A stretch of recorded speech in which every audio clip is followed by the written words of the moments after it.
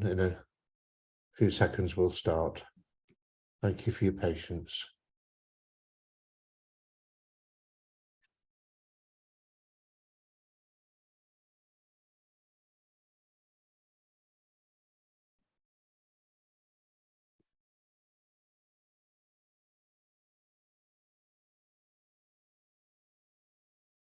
I was very interested in what you said about Innes Holden's remarks about his health in 48. We all know that streptomycin had to be discontinued for him. And in fact, there's some very interesting stories about the people who subsequently benefited from the remainder of that course.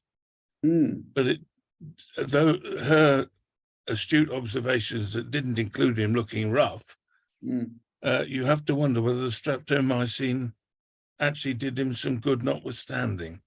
Oh, I think so. Yes, I mean, I think if you read, it's interesting to read the letters that came back. You know, Bruce Dick, for example, the consultant's letters to David Astor, because they do give the impression that they patched him up, and they thought that if he had looked after himself, you know, and not sort of placed undue strain, and if he hadn't sort of sat in that, you know, if he hadn't sat in his study bedroom on Jura with the wind whistling at the windows, chain smoking with the fumes of a defective paraffin heater, you know, if he'd actually, and there is, you know, there is in Tosco Fievel's book, there is that Fievel said to Sonia, you know, why didn't he simply wait until he felt better in the spring of 1949 and come back to London and get a secretary to type it up under his supervision, which would have been the easiest thing to do. And Sonia, you know, Sonia's remark was that wasn't how George thought. You know, he'd always, in the past, when he'd been ill, he'd always taken to his bed and then somehow crawled out of it at the end and got on with his work again. And he wasn't able to cope with the fact that this was the last time and it would never happen again. And so he simply carried on thinking that somehow he'd finish the book and he'd be all right. And he did finish it, and he wasn't. But that was the, you know, that was the kind of coup de grace. Thank you very much. Apologies, Geoffrey, for butting in. Geoffrey Denning, please. You can unmute yourself. Can you hear me okay? We can indeed. Good. Thank you, David. I found your discussion really stimulating. I was very interested in one of the comments that you've just made at the end there about 1984, that you don't think that it was necessarily complete. I find that very interesting. If you look at the appendix in the novel, it also suggests that there's a new audience. That it does, doesn't it? Yeah, no, I agree. And there's a new time frame, and there's a new world. Yes. So it's almost feeding into what you've suspected. Could you comment on that? Yes, the end, I absolutely agree with you about that. It is not, to me, a novel of unrelieved gloom, because it suggests a future in which, you know, somebody is looking back, certainly in that opinion, in a kind of historical way, from a different coin of vantage. I agree with you about that. What I suppose I meant about the provisional quality, and in fact, Orwell says something along these lines in a letter, I think, to Fred Warburg, just after the manuscript has been sent in at the very end of 1948. And Orwell says that, as ever, you know, he thought he'd failed. He thought, as with every book he ever wrote, I think it was a good idea, but I've mucked it up. You know, I botched it. And he also makes the point, you know, that he knew that he'd written it when he was seriously ill, and that's had some effect on the contents. And I think Orwell thought that the illness and the fact that he knew that he was working against time, you know, and against the ravages of his health, it had given it a slightly lurid quality. And we all know the effect, especially the effect that TB has on, you know, the literary and the artistic imagination. You need only to think of, say, the letters that Aubrey Beardsley wrote in his last illness. And we know that it has this, in some cases, almost an hallucinogenic quality on the effect on the people. But when I say provisional, I mean, there is some marvelous writing in 1984. There are also a few, I think it has to be admitted, there are one or two kind of slack passages and slightly duff formulations, which I think if Orwell had been on absolutely top form, he'd have smoothed out and made better. I mean, the book gets by on the overall impression it creates and the marvelous, you know, the tremendous dramatic bleak landscapes that he's fashioned. But I would have to say that you know, even in terms of his fiction, he wrote better at times than he did sometimes in night. And this may sound like heresy. You know, you can all throw metaphorical things at me across the screen, but I've always loved 1984. But in a curious way, it is not my favorite Orwell novel. I would love to get your further comments about that. I won't, because there's other people that got their hand up, but I must perhaps email you or something. I'd love to get some comments on it. Email me. Thanks, Dave. We'll discuss this further, Jeffrey. Thank you. Okay, Cheers. thank you. Thank you, Jeffrey. John Bowler, please.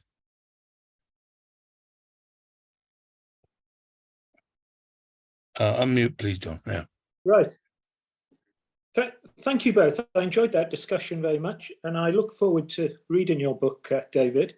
Thank you. Which I saw described in the New Statesman in the review as double plus good. Double plus good. Yes, good old Roger. It lives up to that. Who I wanted to himself pick is a up on very, what you were saying a few Richard minutes. Cole's a very distinguished Orwell scholar. I was grateful for that. No, it's good. Yeah. Yes. I want to pick up on what you were saying a few minutes ago about what Orwell might have done next had he lived a bit longer. Somewhere, when David Astor visited him in hospital, I think about 2-3 months before he died, Orwell makes a comment like, you know, I've got to live, I must live because I've got another 2 good novels in me.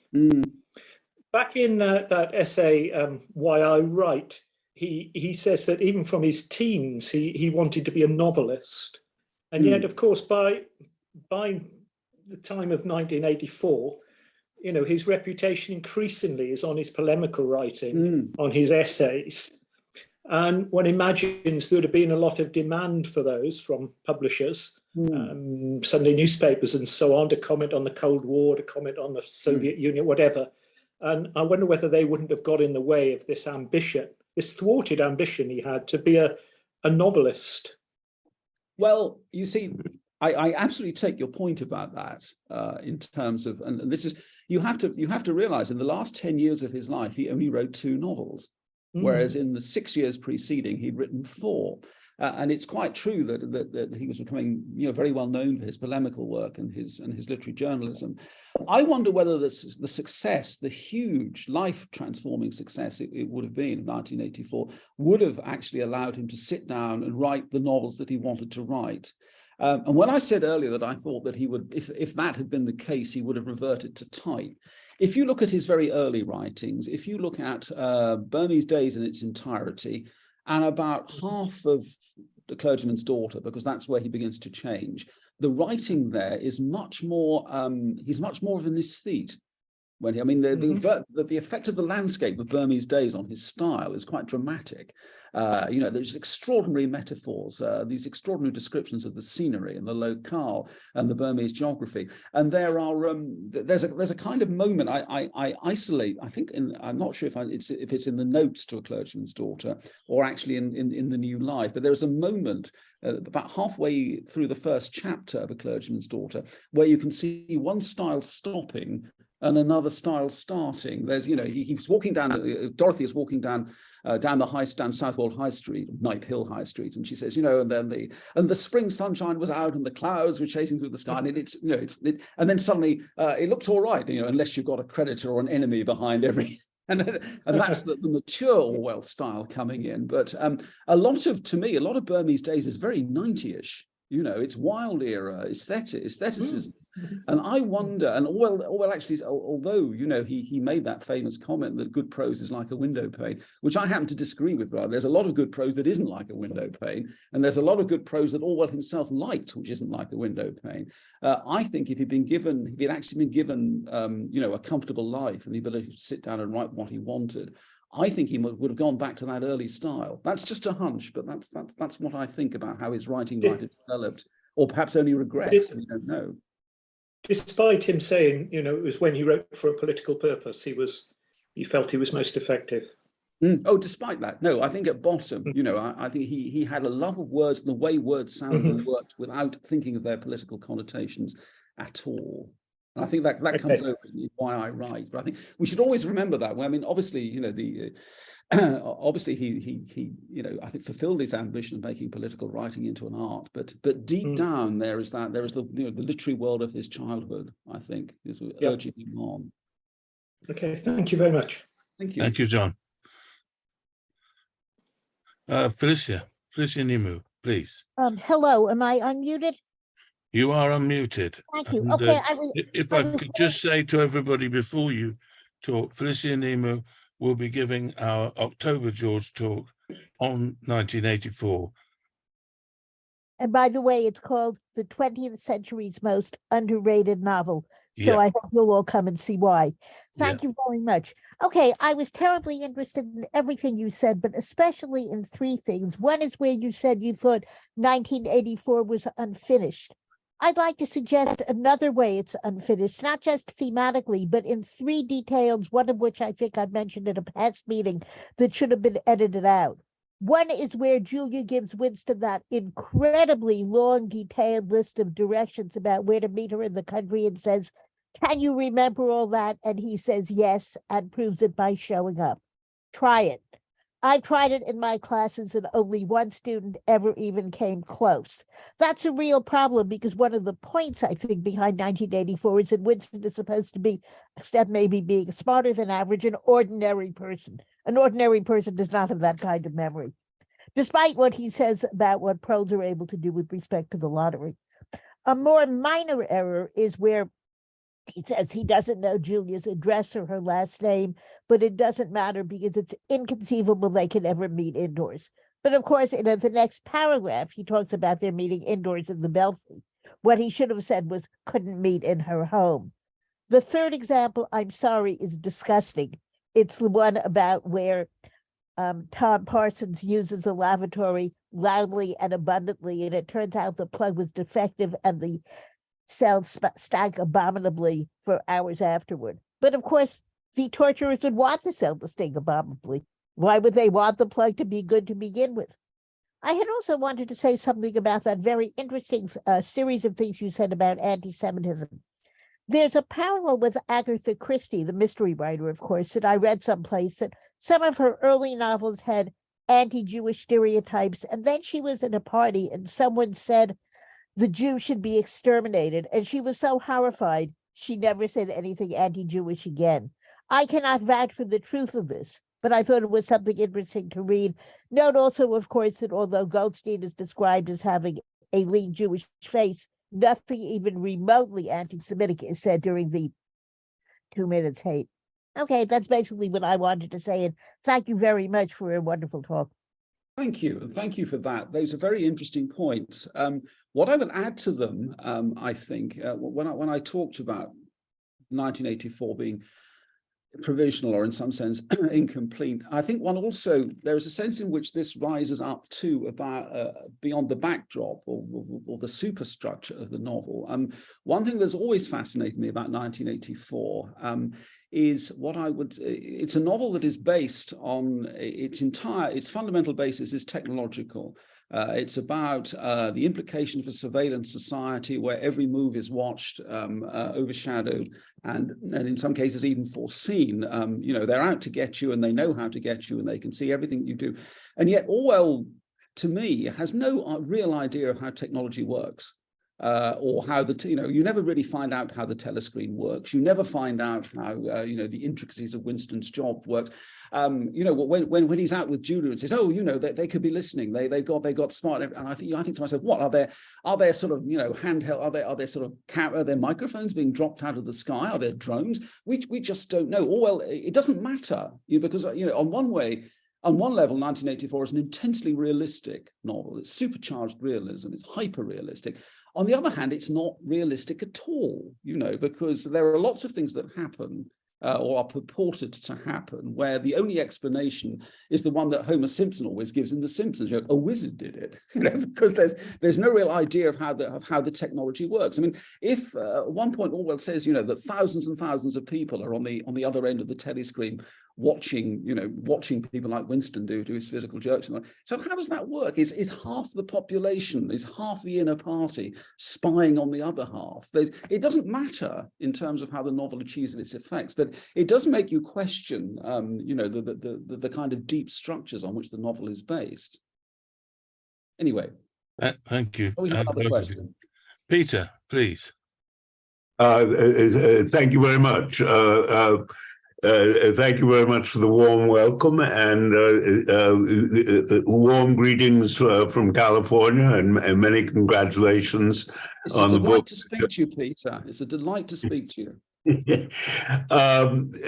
What I was wondering about, particularly considering what's of such intense interest at the moment, and also considering that Orwell, I think was very interested and had family relics, was very interested in his family history, that for all the status of the family, although the money itself had largely disappeared by the time of Orwell. It had totally disappeared, virtually totally disappeared by the time of Orwell's time. The money came from largely, apparently, from slavery and from his I think it was great-great-grandfather, Charles Blair. But I have no sense that Orwell himself, did he ever discuss this? To what degree was he aware of it? Of course, we can't expect him to have our sensibilities and concern about slavery, but still, is any indication that how much he knew about this, and if so, what he felt about it? Well, thank you for that. Yes, you're right. He never discusses it. There are substantial ironies pertaining to it. For example, he took part in a BBC drama to celebrate the centenary of the abolition of slavery in British dominions. Oh. And he himself played the slave owner. Remarkable irony, on which he didn't comment. But this was obviously known. It was obviously an integral part of the family history, because there's that fascinating letter that was discovered some years back, where Eileen writes to one of her friends about the family backdrop when she's getting ready to marry all, and she makes no bones about it. That an ancestor made his money out of slaves, then lost it all, and we are the diminished. We are Eric's family is the sadly diminished remnant. But I don't think, what I would have to say is, and I don't find this unusual in the context of the time, when large amount, many of quite a lot.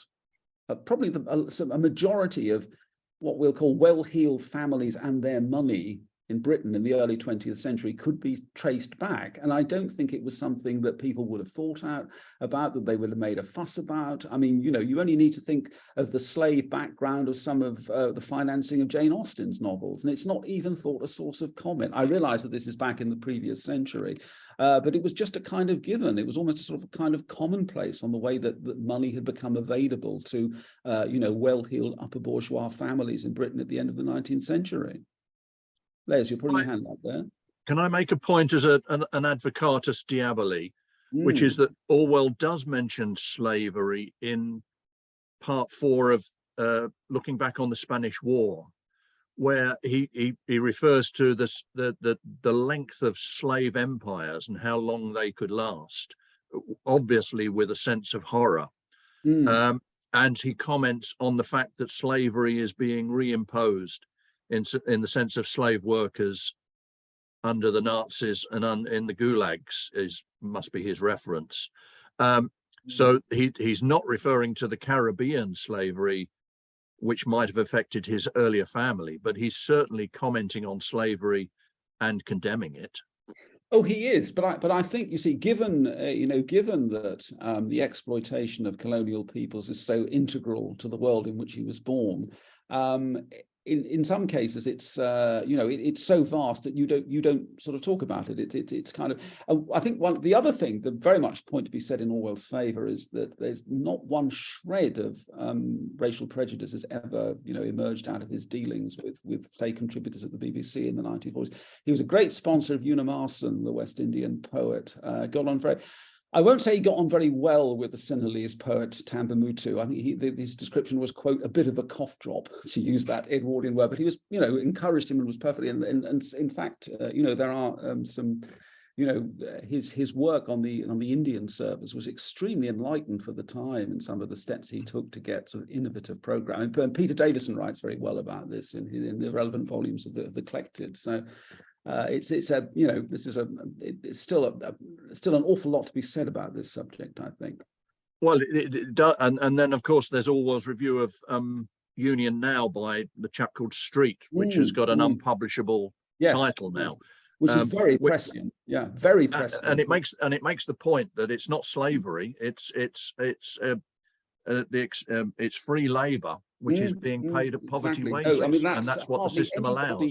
Very few people on the left, especially the trade union affiliated left, would have dared to make that point in 1939. No, you're right. And yet Orwell made that point. He did repeatedly. I mean, that essay, that review is the most major one, but I everyone agree. should go away and read it. That's an extremely important piece of journalism, that, I think, in terms of his intellectual development. Yes.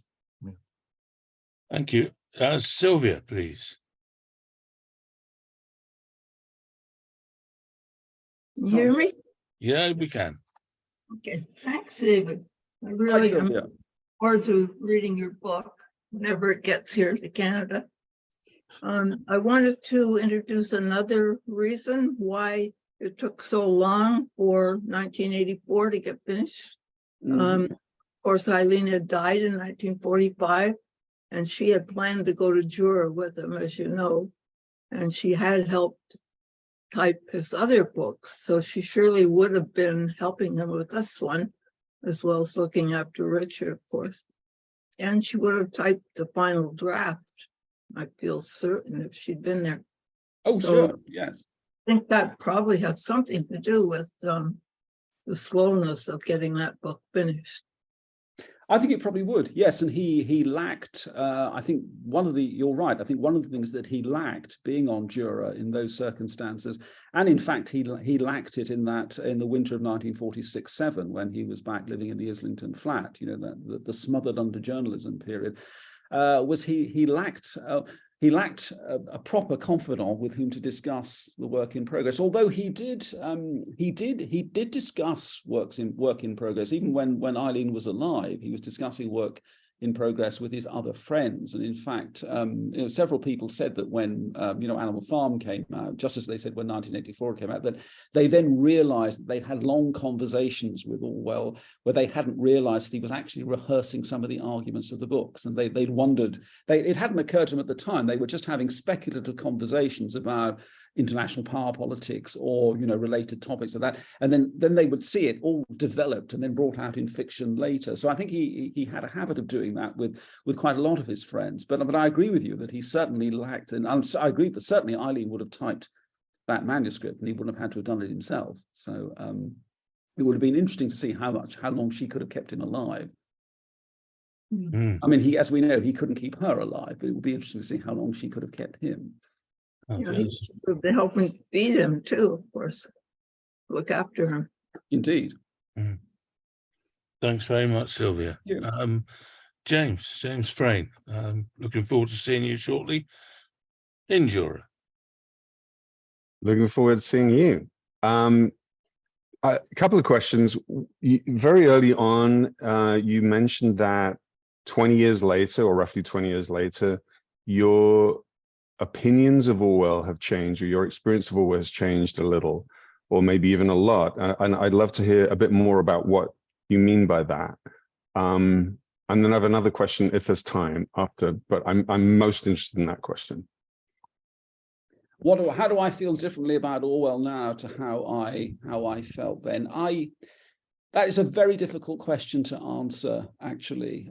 It's to do, I think, with me having grown older. You know, I was in my very early 40s when I wrote that first book. I'm in my early 60s now, and you get a different perspective on the world, I can tell you, when you get to that age. And I suppose I've always, you know, people sometimes say when you write a biography, do you fall out of love with your subject because you know too much about him or her? And this does happen. I mean, there was a man once spent nearly 20 years writing a biography about Anthony Burgess, and by the end of this time he hated Burgess so much that he could barely bring himself to finish the book. And I admire and it's odd, I mean, I admire Orwell so much that I'm prepared to forgive him an awful lot of things that some people wouldn't do. And in fact, I read a review in, I think it was in the Times yesterday, by a critic who loved Orwell, but obviously loathed him as a person, detested him, thought he behaved badly all the time, and his life was such a mess that it wasn't really worth writing about, which of course I don't agree. But there are occasions when you can, there are occasions when he behaves badly, and you wonder what he's up to. And a lot of those occasions involve dealings with women. For example, I've cogitated endlessly about the Lydia Jackson business. A friend of his wife's, and Orwell is pursuing her and sending her little billet doux and sort of, oh, why weren't you there? I rang you up, I came round, what's happened to you? And you think, the trouble is that you don't really, you can't, it's very difficult to decode both sides' take on this. You see, if Lydia doesn't like him, which she says that she doesn't, then why is she putting up with him?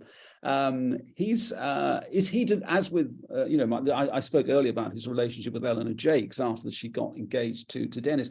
Is Orwell kidding himself? Does he believe that there is the basis of relationship there where there really isn't? So I suppose it's sort of psychological things, and there are just sort of aspects of his life which you come back and you consider again, and but I think largely it's a generational thing, in that being 20 years older, I now look at him with what I hope is a greater maturity than I did then, and that causes me to sort of, I suppose, see different parts of him in different ways. That's probably not a very effective answer, but I think that's.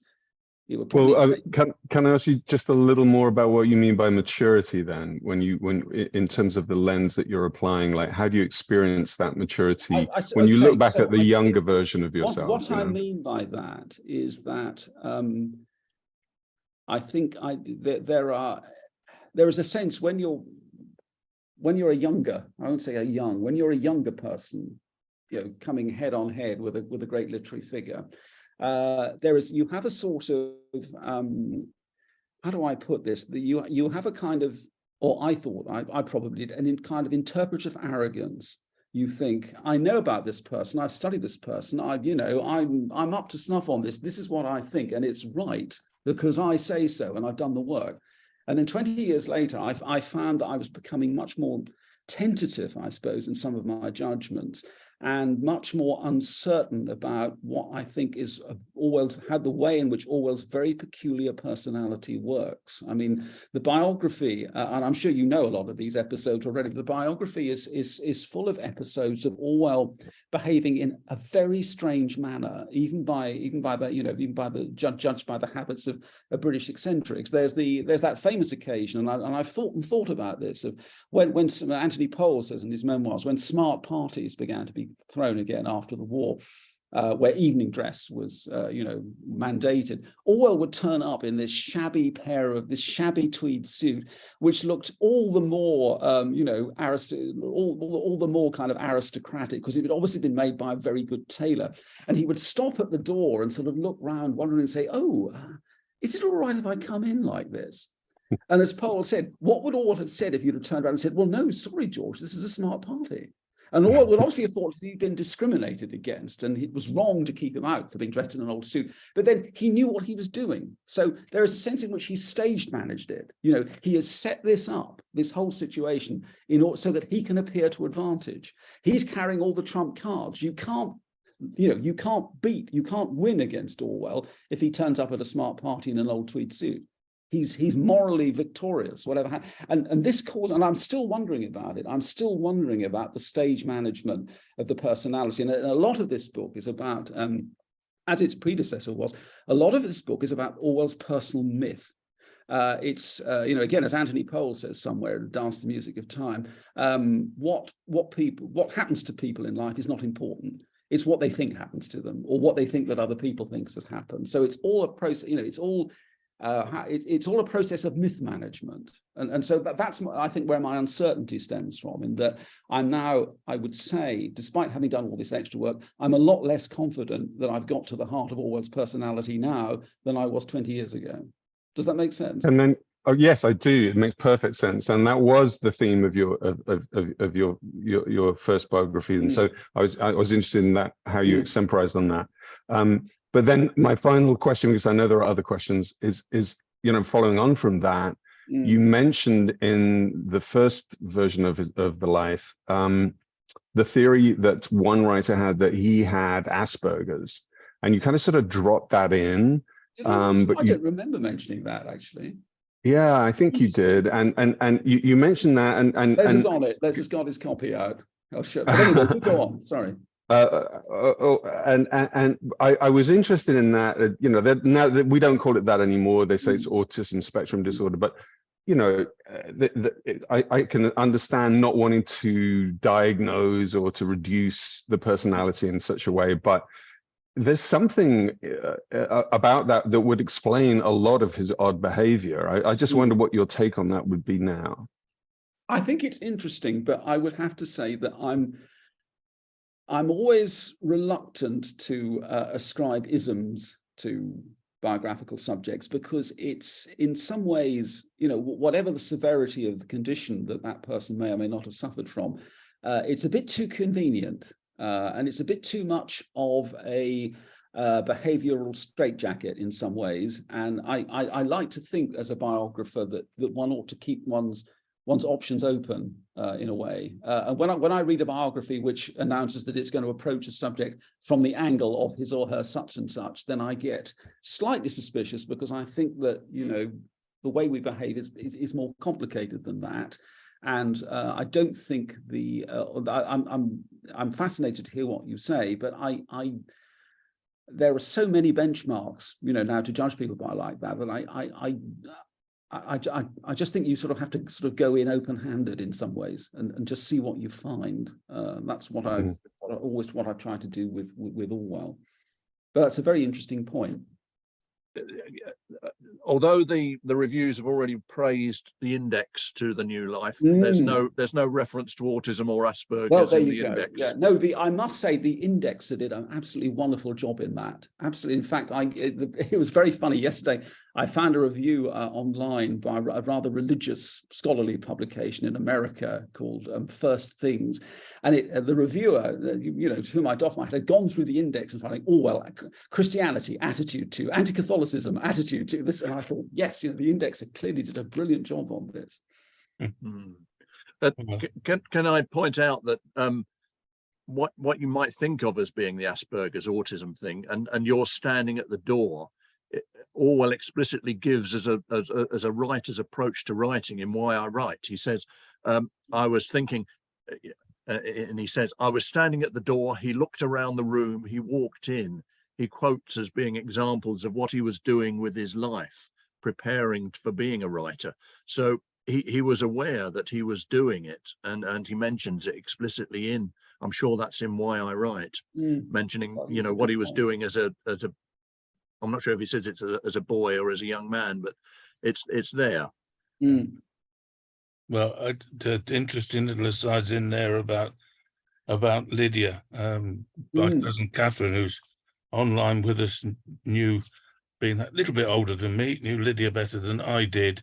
I don't think she was a shrinking violet in that relationship. No, I don't think she was either, actually. But it's almost beyond reconstruction, those dealings, as is Orwell's dealings with Eleanor. We speculate. Neil, please. Yeah, thanks very much, and thanks very much, David. Really enjoyed the talk. I have interesting question relating to hopefully the issue of anti-Semitism, Orwell, and the enigma that is 1984. And I've got a sort of pet theory that in part 1984 was secretly an homage to the protocols of the learned elders of Zion. And I know Orwell was familiar with it, and he's mentioned it a couple of times in his writings. And I was just wondering if you maybe have ever dug up anything which would indicate, you know, he owned the book, or, you know, he'd taken more extensive note, because I know he had a collection of anti-Semitic literature and that sort of thing. Have you ever come up with anything that might No, I've not actually. Only that, you know, he, as you say, he was very interested in that kind of thing, and he had an extensive collection of what we'll call weird literature. And obviously the book was very much in the frame at that time, but I've not found any evidence of, you know, sort of prolonged study of it. I mean, there are and again, there are any number of you know, books that it has been proposed that lay at the heart, you know, lay as part of the background of that. I'm thinking of, is it Swastika Nights by Catherine Burdekin, and all kinds of, you know, books that it's plausible that he may have had a look at, but we don't actually know. So I wouldn't care to speculate about this. I mean, I always think that if we're looking for the sort of the literary, or the, you know, the sort of literary stimuli behind 1984, there's that famous roundup of dystopian literature that he wrote, I think, for Tribune in 1940, just as the just before the Blitz began. And you know, what he writes about a book like Ernest Bramer's The Secrets of the League and things like that, I think is very, very relevant to the origins of 1984, and indeed to his whole idea about the rise of, you know, totalitarianism, and the, you know, it's the threatened, the point he always makes is that in some ways the harbingers of right-wing totalitarianism is the threatened lower middle class. Which is something he gets which he gets very much from Gissing, is explicitly mentioned in that piece. And in fact, there's one of the mini essays in The New Life is a long piece about Gissing's influence on Orwell, which I think is profound and goes right the way through from start to finish. So sorry not to be more helpful on that one, but that's right. I mean, it's fascinating, because I wasn't able to dig up any more, and so, but I was wondering if there's something I was missing. I mean, as you know, out of interest, I think one thing that's really interesting about that is his review of Conrad Hayden, the Führer, where the whole first chapter of the Führer is all about the protocols of the Elders of Zion, and it's interesting that you talk about 1984 at heart is about technology and the impact of technology, and that's a point specifically that Hayden makes about the protocols of Zion, actually. So, you know, this, I don't know, it's interesting that there doesn't seem to be any further link, but no, but that's fascinating what you say. No, I agree. This is scope for somebody to write a piece about this, I think. Yeah, I'm trying, but it's hard work.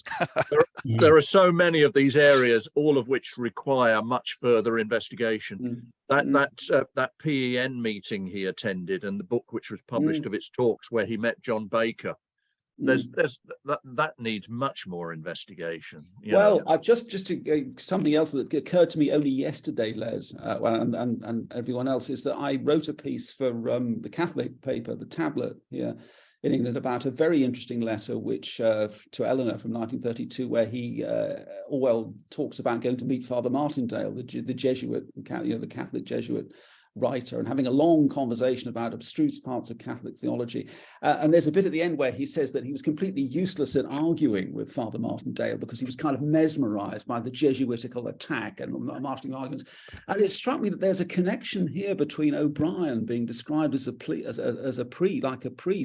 and Winston being mesmerized and left helpless by that. And I'm thinking, I'm going to try and sort of think about this a bit more, because we know that, you know, Orwell was conflated Catholicism with totalitarianism, but while being very respectful and sympathetic to a lot of Catholic tradition. And it just struck me there's something there that, again, that's worth pursuing, I think, about, you know, Father Martindale as the avatar of O'Brien or something like this. But it's again something else that needs working on. So thank you for that. Well, thank you very much, David. That's been very generous of your time. Everybody has been clearly fascinated. And I love sitting down with Orwell Society. You get such brilliant questions, and people seem to know rather more about the text than I do sometimes, which is scary, but rather wonderful in its way. Well, I would ask everybody to unmute and thank David for a wonderful afternoon. Thank you, David. Thank you, David. Very good. Fantastic. Thank you. Good to talk to